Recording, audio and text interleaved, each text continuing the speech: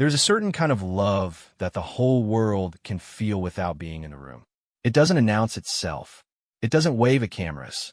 It just exists quietly, steadily, like a hand that finds yours in the dark without looking. Most people will never stand in a palace. Most people will never wear a crown or carry the weight of a nation inside their daily routine. But most people have, at some point in their lives, sat beside someone they loved more than they knew how to explain, inside a moment so heavy and so tender that no words are the right words. That is exactly what the world saw when it looked at William and Kate during the hardest stretch of their lives. And that is exactly why millions of strangers felt something real crack open in their chests. This is not just a story about royalty. This is a story about two people holding on. It started simply enough. Christmas morning, 2023. The royal family gathered at Sandringham, as they had done every year for as long as anyone could remember. Kate walked to church with the family, smiled for the crowd, wore a coat that got written about in every fashion magazine before the day was out. She looked the way she always looked, composed, warm, effortlessly herself. Nobody who saw her that morning had any reason to believe it would be the last time she appeared in public for months. Then, she was gone. January came. The palace announced that Kate had undergone planned abdominal surgery at the London clinic, and that recovery was expected to take several weeks. The statement was careful, measured, the kind of language that royal communications are famous for, technically informative while revealing almost nothing. The public was told not to expect her at public engagements until after Easter. That was all. For a few days, that was enough. Then came the silence, and the silence was a different thing altogether. Week after week went by. No Kate at events. No Kate at any of the engagements she had always attended without missing a beat. The Prince of Wales quietly rearranged his own schedule, pulling back from duties, disappearing from the public stage alongside her. The palace offered nothing beyond the original statement. They said the surgery had been successful. They said she was recovering. They said to respect her privacy. The internet had its own opinion about all of that. What followed was one of the most aggressive, absurd, and at times genuinely troubling media spirals in recent royal history. Every corner of social media had a theory. Every platform had a version of what was really going on. The speculation ran from the mildly invasive to the fully unhinged. Questions about her marriage, her location, her health, her appearance. Forums that had never cared about British royalty in their existence were suddenly full of self-appointed investigators running image analysis on photographs, constructing timelines, debating the precise meaning of palace press releases. It was, in the most accurate word available, a circus. Kensington Palace released a photograph of Kate in mid-March. It was meant to calm things down. It did the opposite. Photo editors at several major news agencies noticed something was wrong with the image. Inconsistencies in the pixels, evidence that the photograph had been altered. The agencies recalled the photograph. Kate released a statement saying she had edited it herself, that she was only an amateur who had been experimenting, and apologized for any confusion. It was the kind of explanation that felt entirely believable coming from someone who was overwhelmed, unwell, and not thinking about the technical requirements of royal press photography while sitting in a recovery room. It also, because of the climate around her disappearance, made absolutely everything worse. And William was carrying all of it. Publicly, he kept as much of his schedule as he could. He showed up. He gave speeches. He shook hands, attended events, posed for photographs, said the right things. He pulled out of one high-profile engagement, his godfather's memorial service, and the palace confirmed, eventually, that a personal matter had required his absence. People understood that to mean what it meant. But, for the most part, he was visible and functioning. The photographs from those weeks tell a different story than the public performance. If you look closely at William during the January to March stretch of early 2024, he looks like a man sleeping 4 hours a night and keeping it together through sheer willpower. The jaw a little tighter than usual. The eyes doing a specific kind of work that eyes do when the rest of the face is under instruction to behave. Inside the walls of their home at Windsor, something harder was happening. In January, the surgery had been described as successful. The plan was to recover rest, return. Kate had steeled herself for a difficult few weeks, and then, presumably, a gradual return to normal life. She was 42 years old, healthy, strong, the mother of 3 children who needed their mother present and steady. She had every reason to expect she would be back by spring. Then the test came back. Post-operative tests, the kind that examined tissue removed during surgery, found that cancer had been present. What had gone in as a straightforward abdominal procedure came out as something else entirely. Kate's medical team sat down with her and explained what the results showed and what they recommended. The recommendation was a course of preventative chemotherapy. The goal was to stop any remaining cancer cells from taking root anywhere else. It was, medically speaking, a relatively fortunate position. The discovery had been early, the prognosis was not hopeless, the treatment had a clear purpose. None of that makes sitting in a chair while chemicals designed to destroy fast-moving cells run through your body a comfortable experience. None of that makes telling your husband feel like anything other than what it is. And none of that makes sitting across from your 8-year-old and your 9-year-old and your 6-year-old and finding the right words, the words that are honest enough to be real and gentle enough not to terrify, feel like anything other than the hardest thing a parent can do. Kate would later say, in the video that eventually broke the silence, that it had taken them time for her to recover enough from the surgery to begin treatment, time to process it themselves before they could explain it to anyone else. And most importantly, it had taken them time to explain everything to George, Charlotte, and Louis in a way that was right for their ages, and to make sure those 3 children understood that their mother was going to be okay. William and I've been doing everything we can process and manage this privately for the sake of our young family. That sentence, when it finally came, landed like a stone dropping into still water.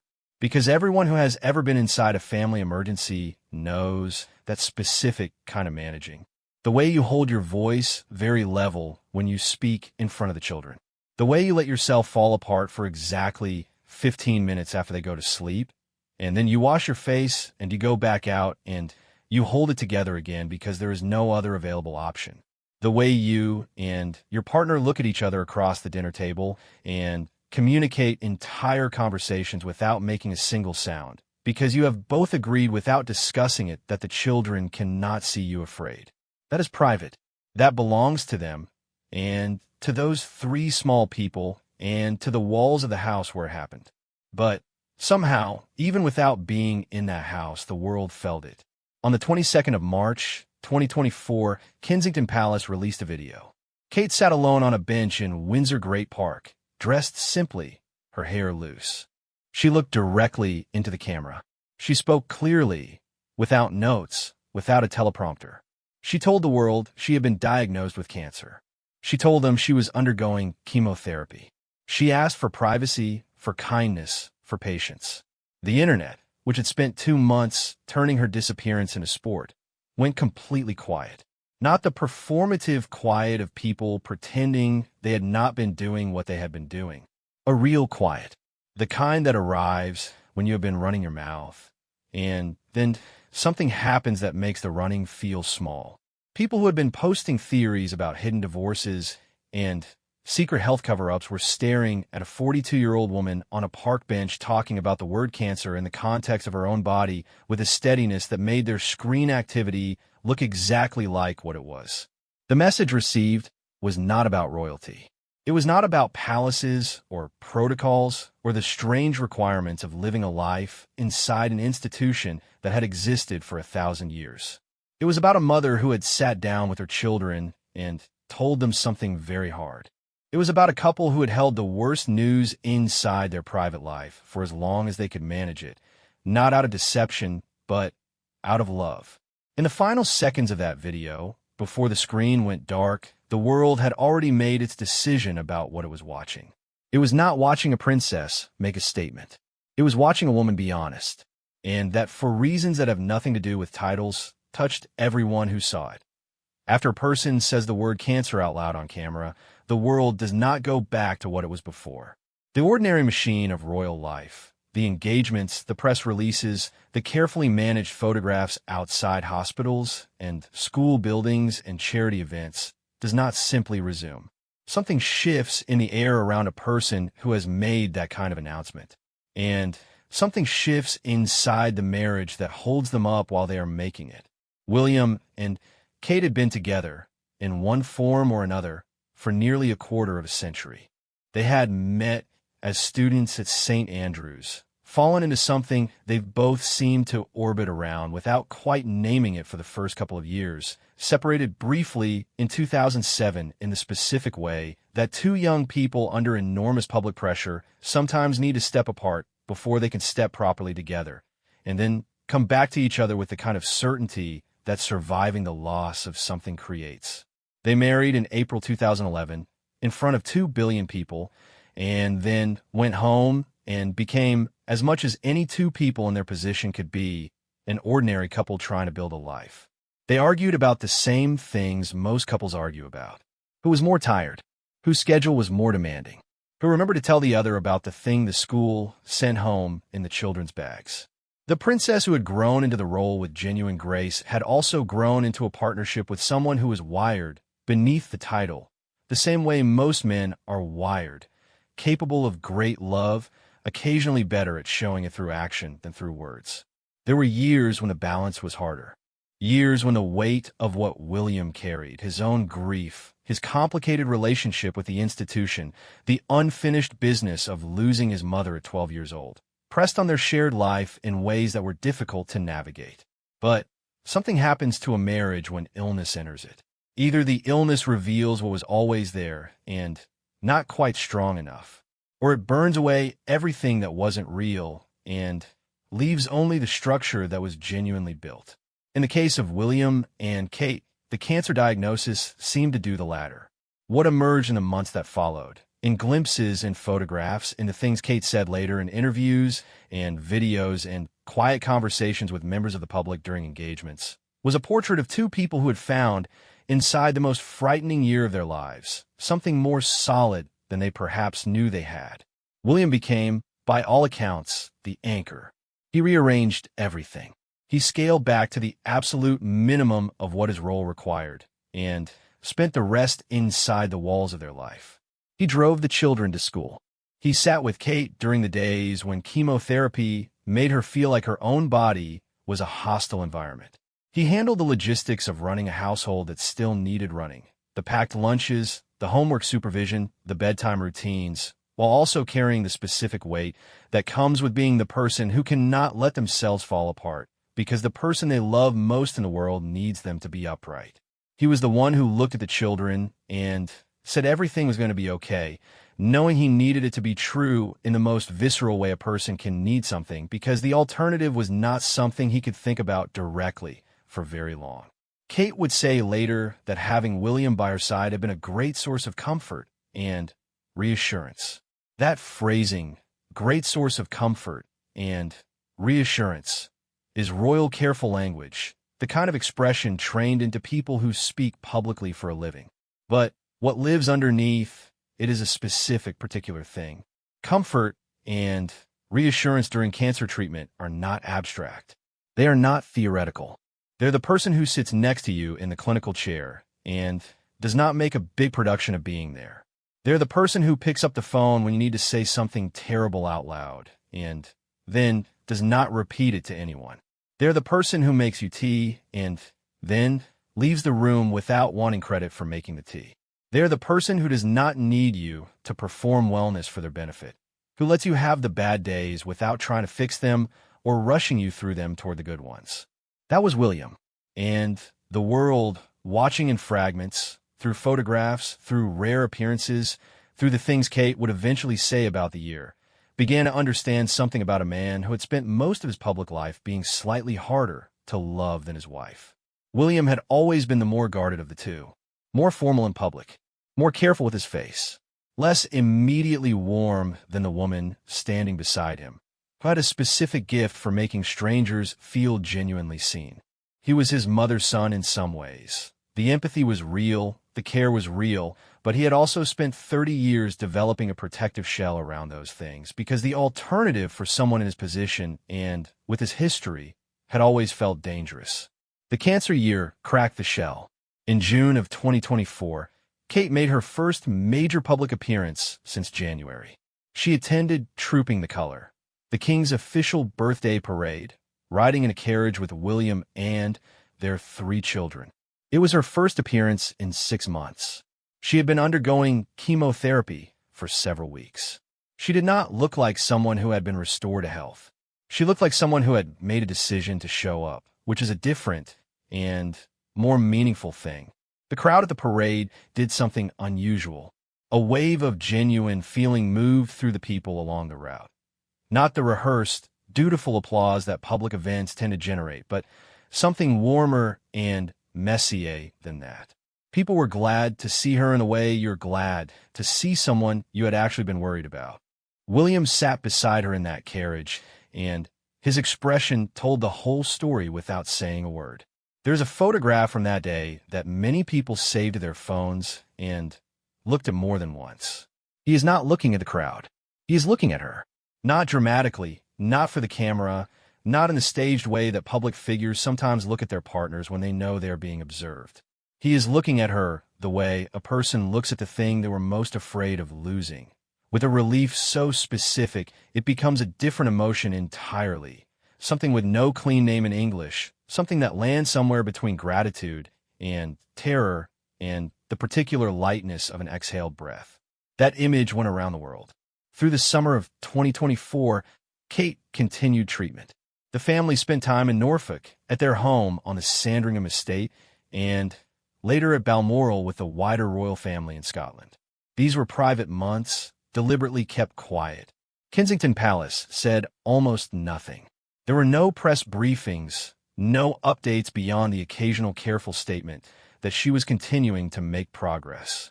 What was happening in those months belonged to them, to the children building sandcastles and running across fields, to Kate sitting in the garden on the days the weather permitted, and the treatment let her feel something like herself, to William finding the rhythm of being home in a way that his schedule had not previously allowed. In July, Kate appeared at Wimbledon to watch the men's singles final. She sat in the royal box with her daughter Charlotte, both of them wearing white, both of them leaning into each other in the specific way that mothers and daughters who like each other lean.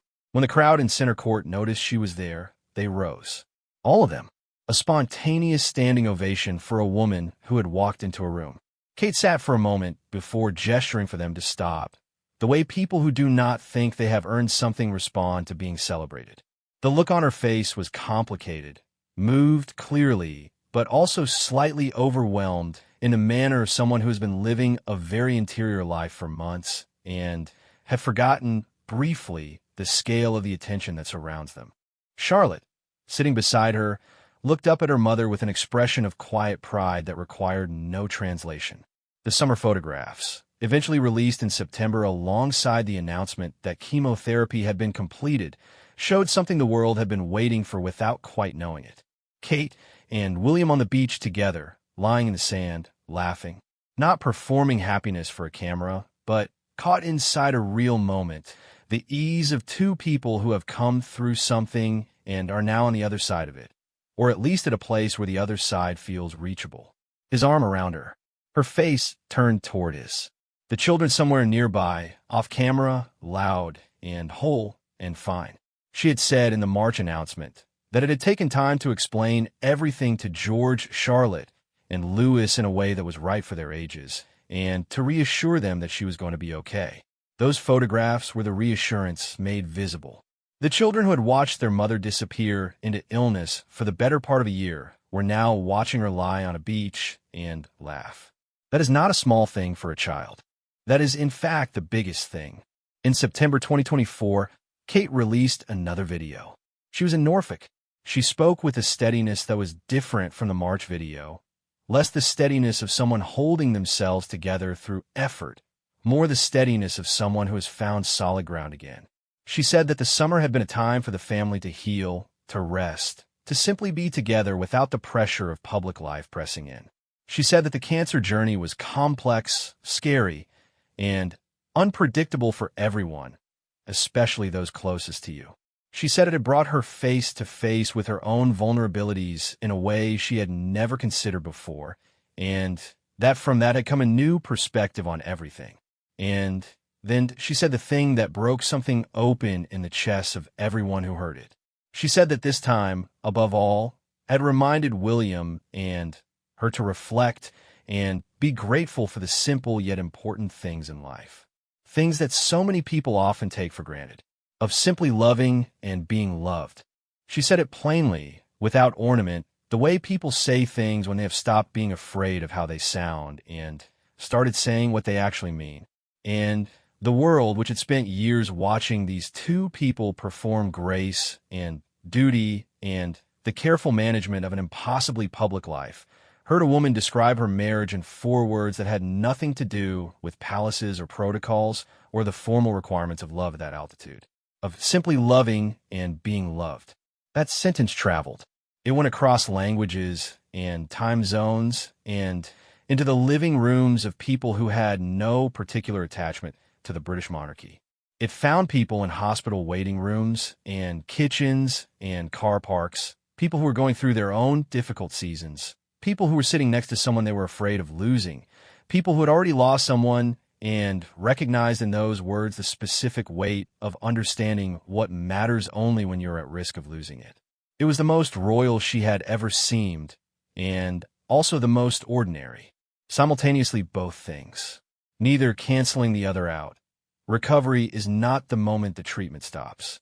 Anyone who has been through it will tell you the same thing. The end of chemotherapy is not the arrival of the person you were before. It is the beginning of a longer, stranger road, the road of figuring out who you are now, that the worst of it is behind you, and what that version of yourself needs, and how your life reorganizes around a body and a mind that have been through something that changes the furniture of how you see everything.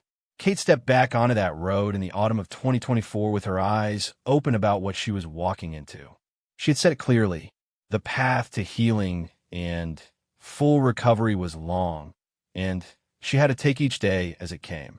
She was not going to rush herself back into the public machine of royal life just because the medical phase of the ordeal was technically over. There was a new shape to how she was living, and she was honest about it in a way that surprised people who had spent years watching her operate at the near impossible pace of a senior working royal. She said she had to think more carefully about what she put into her body. She said she had to consider her energy differently than she ever had before. She said the cancer had been, in a word she returned to more than once, life-changing.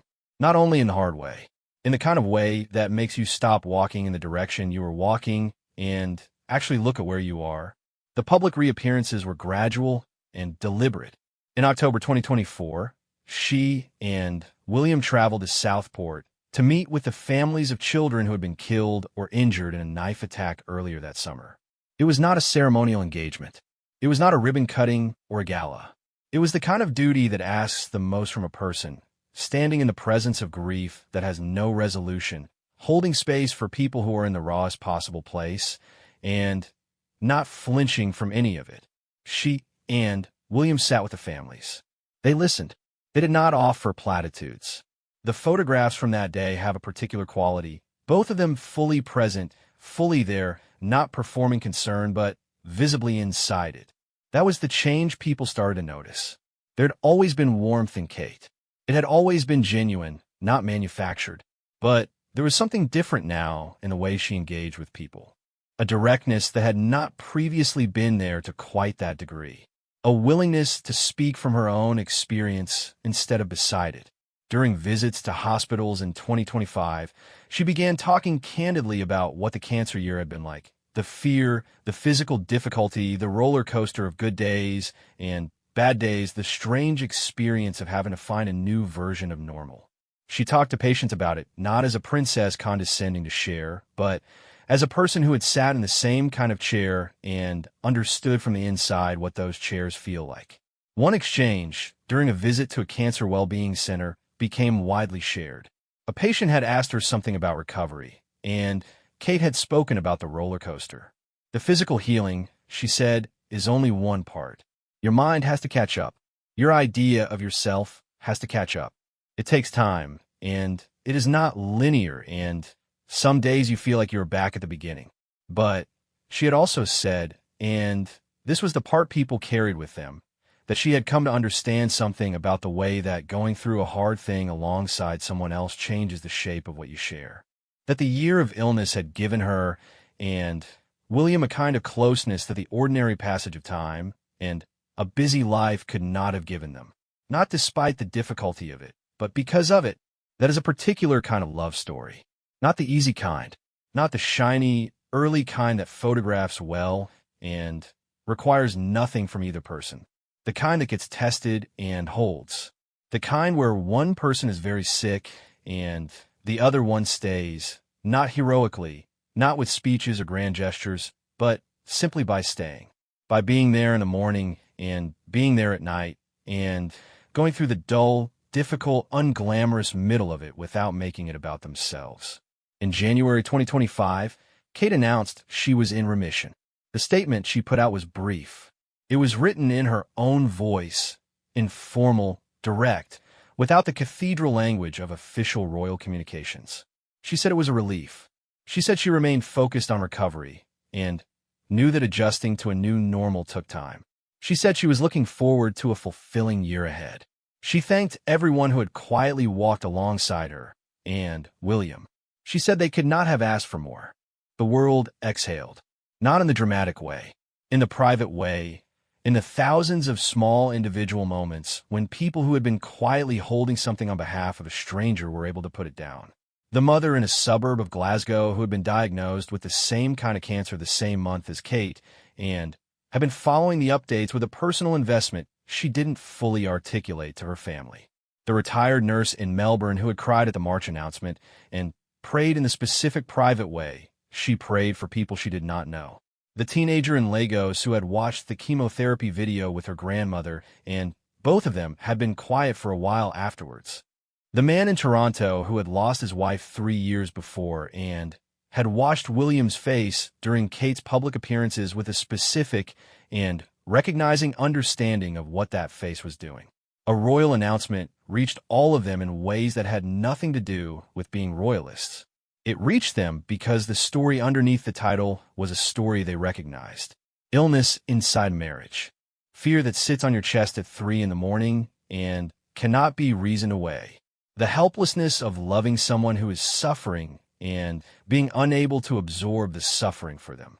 The specific heroism of being the person who keeps getting up and doing the next required thing when what you want more than anything is to stop and not be responsible for anything for a while.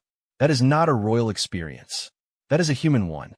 And somewhere in the middle of all of it, William and Kate had managed to show that to the world without trying to, without a campaign or a strategy or a media consultant in the room deciding which photographs told the right story.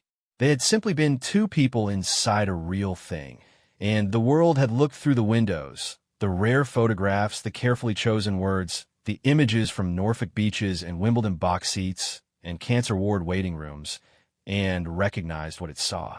The farewell in the title of this story is not one farewell. It is many of them. It is the farewell Kate said to the life she had before January 2024, when her body changed the plan without asking.